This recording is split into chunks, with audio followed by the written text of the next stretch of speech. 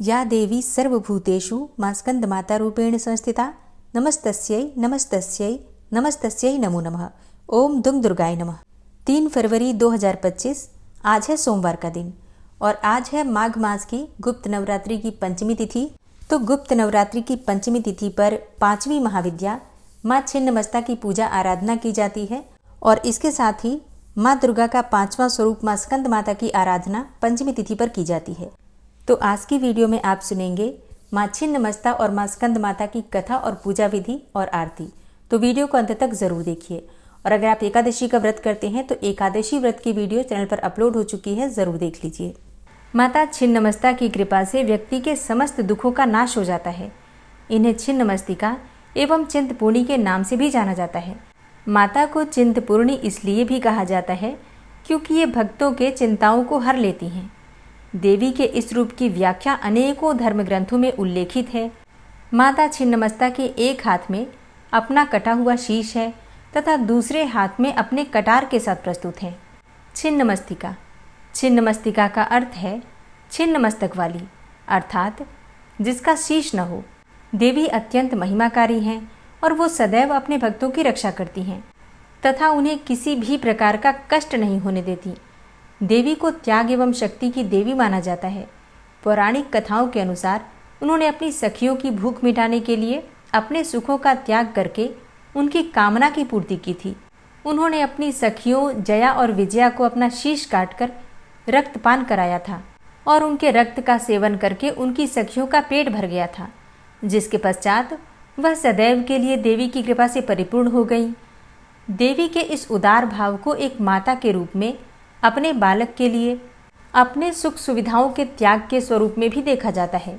इनके माध्यम से समस्त संसार को यह शिक्षा प्रदान की गई कि जब एक माँ के रूप में साक्षात देवी के समक्ष भी अपने व अपने बच्चों के सुखों का चुनाव का चयन होता है, तब भी देवी स्वयं के सुखों से पहले अपने बालकों के विषय में ही विचारती हैं तथा उनके हित की चेष्टा करती हैं। जिस प्रकार एक साधारण माँ अपने बालक को विपत्ति के समय अकेला नहीं छोड़ती, उसी प्रकार जब देवी के बालक अर्थात उनके भक्तों पर कष्ट आता है, विपदाओं का संकट आन पड़ता है, तो वह स्वयं अपने बालकों की रक्षा करती हैं। परेशानी चाहे कितनी ही बड़ी क्यों न हो, हमें देवी पर भरोसा रखना चाहिए। वह सदैव अपनी माया से श्रद्धालुओं के सभी कष्टों का निवारण करके उन्हें सुखमय जीवन प्रदान करेंगी। देवी की आराधना से शत्रुओं का विनाश होता है और भक्त के घर में सुख शांति और समृद्धि का वास होता है। परिवर्तनशील जगत के अधिपति कबंध हैं और उसकी शक्ति ही छिन्नमस्ता है। विश्व की वृद्धि ह्रास तो सदैव होती रहती है। जब ह्रास की मात्रा कम और विकास की मात्रा अधिक होती है, तब भुवनेश्वरी का प्राकट्य होता है। इसके विपरीत जब निर्गम अधिक हो और आगम कम होता है, तब छिन्नमस्ता का प्राधान्य होता है। भगवती छिन्नमस्तिका का स्वरूप अत्यंत ही गोपनीय है। इसे कोई अधिकारी साधक ही जान सकता है। इनके प्रादुर्भाव की कथा कुछ इस प्रकार से है। एक बार भगवती भवानी अपनी सहचरी जया और विजया के साथ मंदाकिनी में स्नान करने के लिए गईं। स्नानोपरांत क्षुधाग्नि से पीड़ित होकर वे कृष्ण वर्ण की हो गईं, अर्थात भूख से उनका रंग सांवला हो गया। उस समय उनकी सहेलियों ने भी, उनकी सहचरियों ने भी उनसे कुछ भोजन करने के लिए मांगा। तब देवी ने उनसे कुछ समय प्रतीक्षा करने के लिए कहा। थोड़ी देर प्रतीक्षा करने के बाद जब सहचरियों ने उनसे पुनः भोजन के लिए निवेदन किया, तब देवी ने उनसे कुछ देर और प्रतीक्षा करने के लिए कहा। इस पर सहचरियों ने देवी से विनम्र वचन में कहा कि माँ तो अपने बच्चों की भूख लगने पर उन्हें अविलंब ही भोजन प्रदान करती हैं, फिर आप हमारी उपेक्षा क्यों कर रही हैं? अब अपने सहचरियों के मधुर वचन सुनकर कृपामयी देवी ने अपने खड्ग से अपना सिर काट लिया। फिर कटा हुआ सिर देवी के बाएं हाथ में आ गिरा और उनके कबंध से रक्त की 3 धाराएं प्रवाहित हुईं। उन्होंने 2 धाराओं को अपनी सहचरियों की ओर प्रवाहित कर दिया, जिससे कि वे दोनों सखियां जया और विजया रक्तपान करने लगी और बहुत प्रसन्न हुई और तीसरी धारा का देवी स्वयं पान करने लगी। तभी से देवी छिन्नमस्ता के नाम से प्रसिद्ध हुई। फिर जब ये बात देवताओं को पता चली तो सभी देवताओं के बीच में कोहराम मच गया। इसके बाद भगवान शिव कबंध का रूप धारण करके उनके सामने आ गए, जिससे कि देवी का प्रचंड रूप शांत हो गया। ऐसा विधान है कि आधी रात में अर्थात चतुर्थ संध्या काल में छिन्नमस्ता की उपासना से साधक को सरस्वती सिद्ध हो जाती हैं। शत्रु विजय, समूह स्तंभन, राज्य प्राप्ति और दुर्लभ मोक्ष की प्राप्ति के लिए छिन्नमस्ता की उपासना अमोघ है। छिन्नमस्ता का आध्यात्मिक स्वरूप अत्यंत महत्वपूर्ण है। यज्ञ शीर्ष की प्रतीक ये देवी श्वेत कमल पीठ पर खड़ी हुई हैं। ये पूर्ण रूप से नग्न हैं, क्योंकि माना जाता है कि ये संपूर्ण दिशाएं ही माता का वस्त्र हैं। इनकी नाभि में योनि चक्र है। कृष्ण अर्थात तम और रक्त अर्थात रज, इन सभी गुणों की देवियां इनकी सहचर्या हैं। ये अपना शीश काटकर भी जीवित हैं। यह अपने आप में पूर्ण अंतर्मुखी साधना का संकेत है। विद्वानों ने इस कथा में सिद्धि की चरम सीमा का निर्देश माना है। योग शास्त्र में 3 ग्रंथियां बताई गई हैं, जिनके भेदन के बाद योगी को पूर्ण सिद्धि प्राप्त होती है। इन्हें ब्रह्म ग्रंथि, विष्णु ग्रंथि तथा रुद्र ग्रंथि कहा गया है। मूलाधार में ब्रह्म ग्रंथि, मणिपुर में विष्णु ग्रंथि तथा आज्ञा चक्र में रुद्र ग्रंथि का स्थान है। इन ग्रंथियों के भेदन से ही अद्वैतानंद की प्राप्ति होती है। योगियों का ऐसा अनुभव है कि मणिपुर चक्र के नीचे की नाड़ियों में ही काम और रति का मूल है। उसी पर छिन्ना महाशक्ति आरूढ़ है। इसका ऊर्ध्व प्रवाह होने पर रुद्र ग्रंथि का भेदन होता है। छिन्नमस्ता का वज्र वैरोचनी नाम शाक्तों, बौद्धों तथा जैनों में समान रूप से प्रचलित है। देवी की दोनों सहचर्यां रजोगुण तथा तमोगुण की प्रतीक हैं। कमल विश्व प्रपंच है और कामरति चिदानंद की स्थूल वृत्ति है। बृहदारण्य की अश्वशीर विद्या, शाक्तों की हयग्रीव विद्या तथा गणपतियों के छिन्न शीर्ष गणपति का रहस्य भी छिन्नमस्ता से ही संबंधित है। हिरण्यकशिपु, वैरोचन आदि छिन्नमस्ता के ही उपासक थे, इसलिए इन्हें वज्र वैरोचनिया कहा गया है। वैरोचन अग्नि को कहते हैं। अग्नि के स्थान मणिपुर में छिन्नमस्ता का ध्यान किया जाता है और वज्र नाड़ी में इनका प्रवाह होने से इन्हें वज्र वैरोचनिया कहते हैं। श्री भैरव तंत्र में कहा गया है कि इनकी आराधना से साधक जीव भाव से मुक्त होकर शिव भाव को प्राप्त कर लेता है। पौराणिक मान्यताओं के अनुसार माँ छिन्नमस्ता की सच्चे मन से पूजा करने वाले की जीवन में कभी भी अकाल मृत्यु नहीं होती और इसके अलावा माँ छिन्नमस्ता की पूजा से समृद्धि मिलती है, स्थिरता मिलती है। साधक को दीर्घायु का वरदान प्राप्त होता है। इसके अलावा अनगिनत लाभ होते हैं माँ छिन्नमस्ता की आराधना के। माता छिन्नमस्तिका का मंत्र कुंडलिनी जागरण में एक महत्वपूर्ण भूमिका निभाता है। कुंडलिनी योग माँ के अभ्यास के दौरान मूलाधार चक्र के जागरण के लिए छिन्नमस्तिका माता के मंत्रों का जप किया जाता है। माँ छिन्नमस्तिका का मंत्र है श्रीम ह्रीम क्लीम ऐं वज्र वैरोचनीये हूम हूम फट स्वाहा। श्रीम ह्रीम क्लीम ऐं वज्र वैरोचनीये हूम हूम फट स्वाहा। माता छिन्नमस्ता के मंत्रों का जप करने के लिए किस माला का प्रयोग करें तो देखिए, काले हकीक अथवा अष्टमुखी रुद्राक्ष की माला से जप कर सकते हैं या फिर लाजवर्त की माला से भी देवी के इस अद्भुत मंत्र का यथासंभव जप किया जा सकता है। और नवरात्रि के 5वें दिन माँ दुर्गा के 5वें स्वरूप माँ स्कंद माता की पूजा की जाती है। तो अब आप सुनेंगे माता स्कंद माता की पूजा विधि और कथा। और हाँ, उम्मीद करती हूँ कि आप इस चैनल पर आने वाली दुर्गा सप्तशती की कथा भी जरूर सुनते होंगे।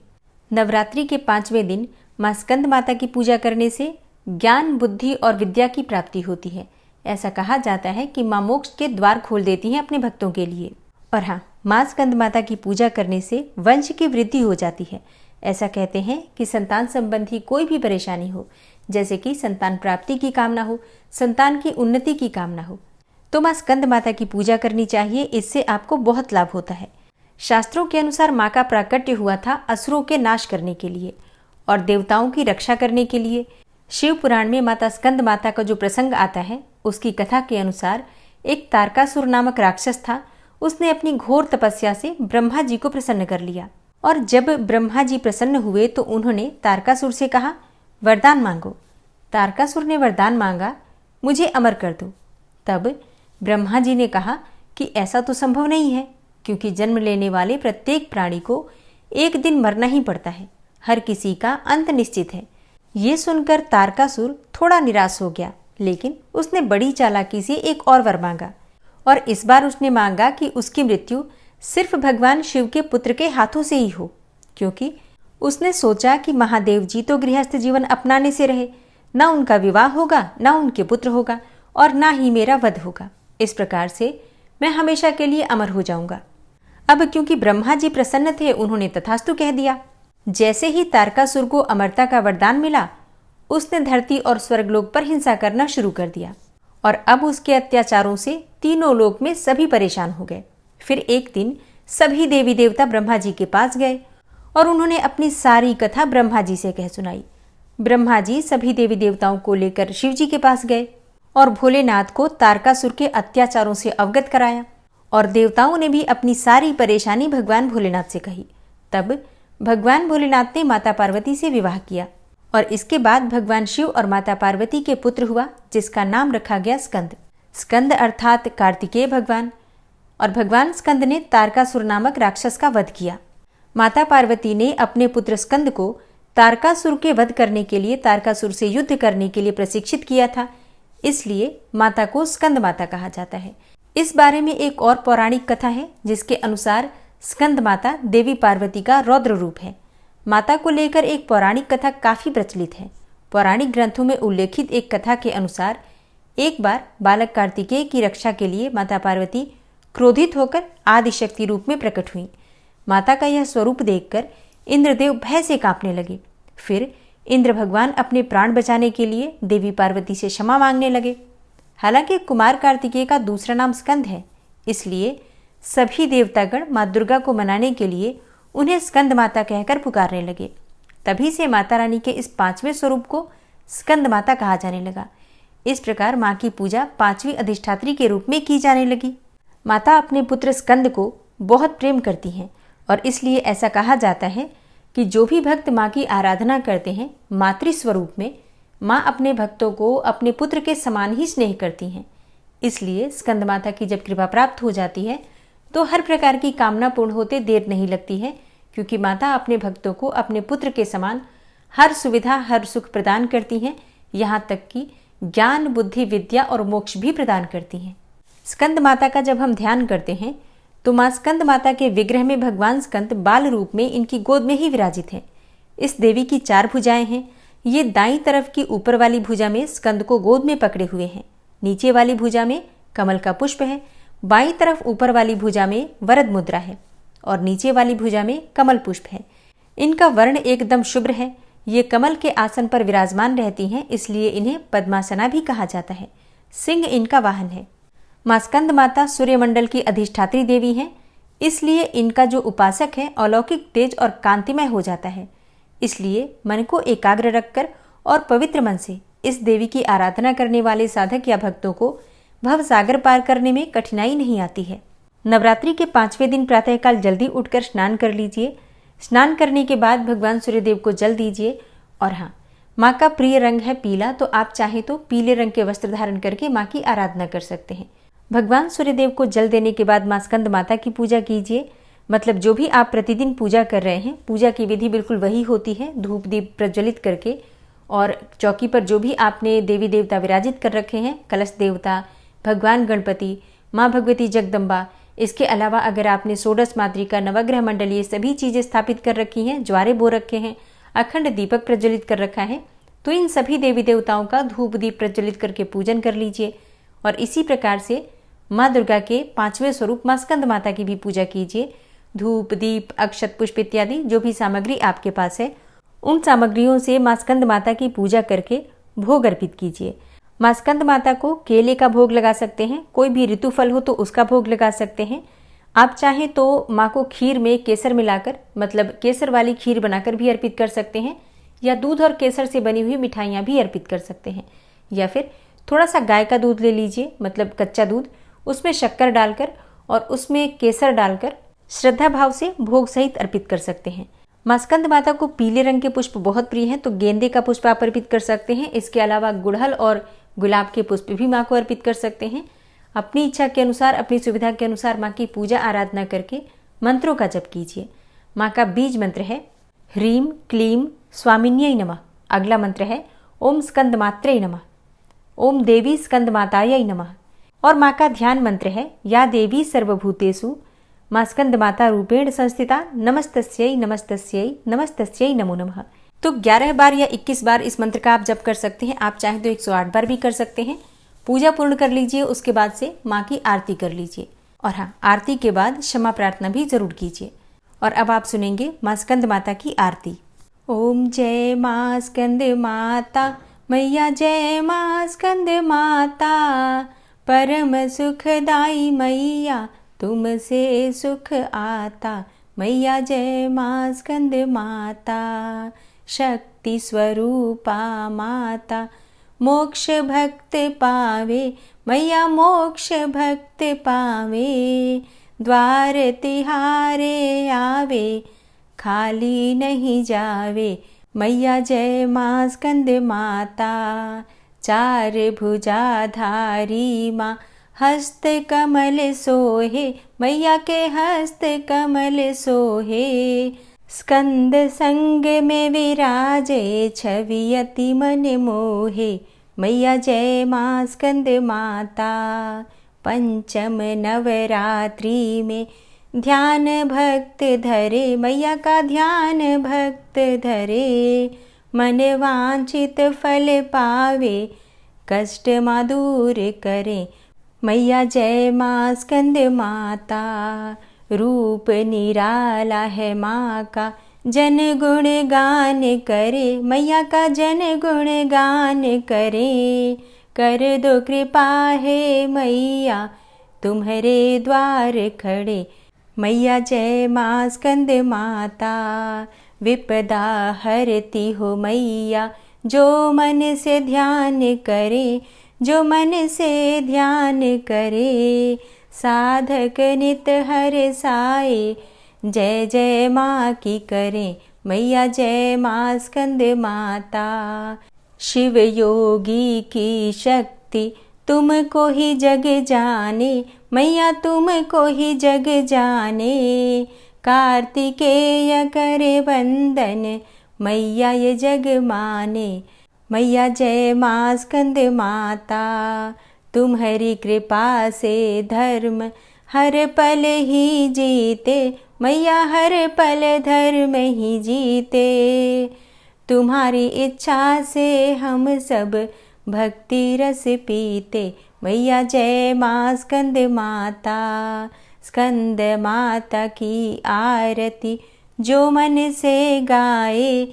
भक्तों जो मन से गाए, भव बंधन से छूटे, नित सुख वो पाए। मैया जय माँ स्कंद माता, ओम जय माँ स्कंद माता। मैया जय माँ स्कंद माता, परम सुखदाई मैया तुमसे है सुख आता। मैया जय माँ स्कंद माता। दोस्तों, जया एकादशी, महाशिवरात्रि और होली के विषय में अगर आप जानना चाहते हैं तो चैनल पर वीडियो अपलोड हो चुकी है, ज़रूर देख लीजिए। और उम्मीद करती हूँ कि आज की वीडियो आपको ज़रूर पसंद आई होगी। तो अगर वीडियो अच्छी लगी है तो वीडियो को लाइक ज़रूर कीजिए और अगर संभव हो तो वीडियो को ज़्यादा से ज़्यादा शेयर कीजिए। और चैनल पर पहली बार आए हैं, अगर अभी तक आपने चैनल को सब्सक्राइब नहीं किया है तो आज की वीडियो अगर आपको अच्छी लगी हो तो चैनल को सब्सक्राइब करके बेल आइकन को ज़रूर प्रेस कर लीजिए। इससे ये होगा कि इस चैनल पर जो नई वीडियो अपलोड होंगी उनकी नोटिफिकेशन आपको सही समय पर प्राप्त होगी। मिलती मैं आपसे अगली वीडियो में, तब तक के लिए जय श्री राधे।